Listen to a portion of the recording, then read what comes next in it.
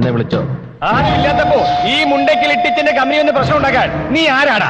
അച്ചൂട്ടി, പുറംപോക്കിൽ അച്ചൂട്ടി. അതെ, വാക്ക് പറഞ്ഞ വാക്കായിരിക്കണം.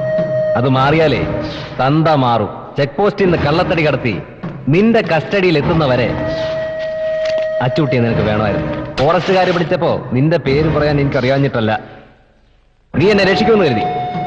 ഞാനൊന്നും ഞൊടിച്ച ഈ നിമിഷം നീ അകത്ത് പോയി അഴിയണോ അറിയോ?